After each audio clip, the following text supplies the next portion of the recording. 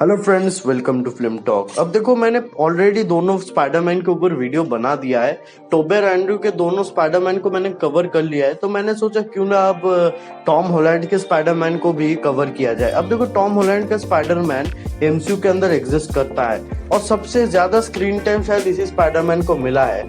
Like टोबे और Andrew दोनों Spiderman को हमने इतना नहीं देखा जितना हमने टॉम हॉलैंड के स्पाइडरमैन को देखा है। अब देखो, टॉम हॉलैंड का स्पाइडरमैन मेरा फेवरेट तो नहीं है, क्योंकि इसके अंदर वो सारी चीजें नहीं है जो दूसरी स्पाइडरमैन के अंदर होती है। लाइक ये स्पाइडरमैन कम और आयरन मैन ज्यादा फील हो रहा था स्पाइडरमैन होम कमिंग मूवी में, बट स्टिल ये कैरेक्टर भी अच्छा है और टॉम हॉलैंड ने इस कैरेक्टर को बखूबी पोर्ट्रे किया है। एक कम उम्र वाला बच्चा जिसकी एक कम उम्र वाली आंट है और इन सबसे बढ़ के एक कम उम्र वाली लाइफ। अब देखो, टॉम हॉलैंड के स्पाइडरमैन का यूनिवर्स ऑब्वियसली इन दोनों स्पाइडरमैन से बड़ा है और ये स्पाइडरमैन इन दोनों स्पाइडरमैन से ज्यादा मैच्योर भी नहीं है। लाइक अगर आपने पिछली स्पाइडरमैन मूवीज को देखा होगा तो उनमें दोनों स्पाइडरमैन की उम्र बहुत ही ज्यादा थी। वहीं पे अगर टॉम हॉलैंड के स्पाइडरमैन की बात कर ले तो ये कैरेक्टर बहुत ही ज्यादा यंग है और इसी वजह से इस कैरेक्टर को देखने में भी ज्यादा मजा आता है। अब देखो, इस कैरेक्टर से कनेक्ट होना भी बहुत इजी है। ये एक यंग स्पाइडरमैन है और साथ ही साथ मार्वल वालों ने स्पाइडरमैन के साथ कुछ डिफरेंट करने की कोशिश भी की है। लाइक इससे पहले जो दो स्पाइडरमैन मूवीज आई थी उनमें हमें कुछ ना कुछ तो सेम देखने को मिलता ही था, जैसे कि पहले पार्ट में अंकल बेन का मर जाना, फिर उस चीज के लिए पीटर पार्कर का कैरेक्टर खुद को पूरी मूवी में कोसता रहता है और फिर एक विलन को हराता है और फिल्म खत्म।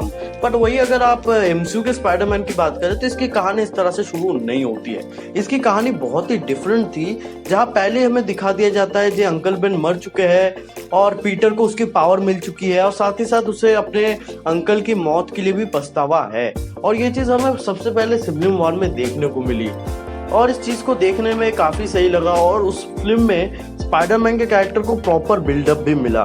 बट वहीं पे अगर आ जाए सेकेंड मूवी में यानी स्पाइडरमैन होम कमिंग मूवी में, तो उसमें कुछ चीजें गलत हुई है। जैसे कि उस मूवी में अंकल बेन की मौत को ज्यादा गुरुत्व नहीं दिया गया, जिस वजह से हमें पीटर पार्कर के कैरेक्टर के अंदर वो चीज नहीं देखने को मिली जो दूसरे स्पाइडरमैन मूवीज के अंदर देखने को मिलती है। साथ ही साथ इसमें बहुत सारे कूल गैजेट्स और सूट्स डाल दिए गए थे जो इससे पहले किसी भी स्पाइडरमैन मूवी में नहीं देखने को मिले और ये बुरी बात भी नहीं है। और अगर आप टॉम हॉलैंड की स्पाइडरमैन की सबसे प्लस पॉइंट कोई जानना चाहते हो तो वो है इसके विलन्स। लिटरली इसके विलन्स काफी तगड़े तगड़े होते हैं।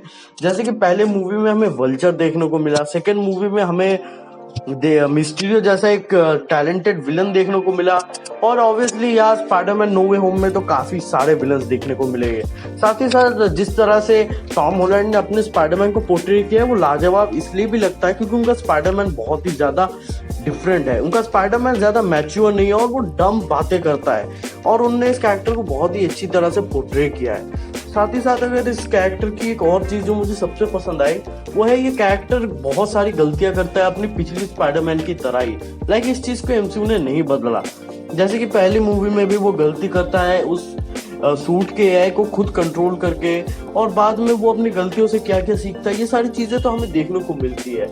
और इसके विलन्स तो मैंने कह ही दिया, जो स्पाइडरमैन के विलन्स इतने टॉप नॉच होते हैं। कभी कभार तो अगर फिल्म में सिर्फ स्पाइडरमैन की जगह उसके विलन्स भी दिख जाए तो भी मजा आता है। जैसे कि वेनम की मूवीज देख लो, बिना स्पाइडरमैन के वेनम देखने को मिलेगा कभी किसी ने सोचा भी नहीं था, पर जब देखने को मिला तो लोगों को मजा आया और यही चीज लोगों को पसंद है स्पाइडरमैन के बारे में।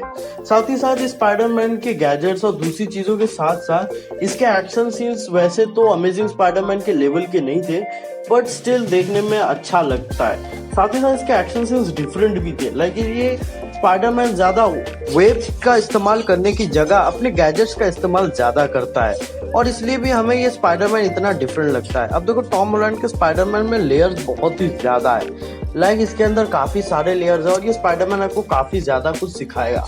बट अगर आप मेरी बात कर लो जो बाकी स्पाइडरमैन के बीच मुझे ये स्पाइडरमैन कितना अच्छा लगता है, तो देखो भाई, मुझे टॉम हॉलैंड का स्पाइडरमैन उतना पसंद नहीं है क्योंकि एंड्रू गारफील्ड और टोबे मैगवायर का स्पाइडरमैन इससे ज्यादा बेटर था। मैं ये नहीं कह रहा टॉम हॉलैंड का स्पाइडरमैन बुरा था, बट मैं ये भी नहीं कह रहा ये बेस्ट था। मेरे हिसाब से ये बस एक ठीक ठाक स्पाइडरमैन ही मुझे फील होता है। और अगर बात कर लो नो वे होम की, तो मैं इस मूवी के लिए इसलिए एक्साइटेड नहीं हूँ जिसमें टॉम हॉलैंड का स्पाइडरमैन दिखने वाला है, बल्कि मैं इसलिए एक्साइटेड हूँ इसमें काफी सारी चीजें देखने को मिलेगी और अगर एंड्रू और टॉबे देखने को मिल गया तो बात ही खत्म हो जाती है। तब तो मैं यार 2 दिन पहले से ही थिएटर में जाके बैठा रहूंगा मूवी देखने के लिए।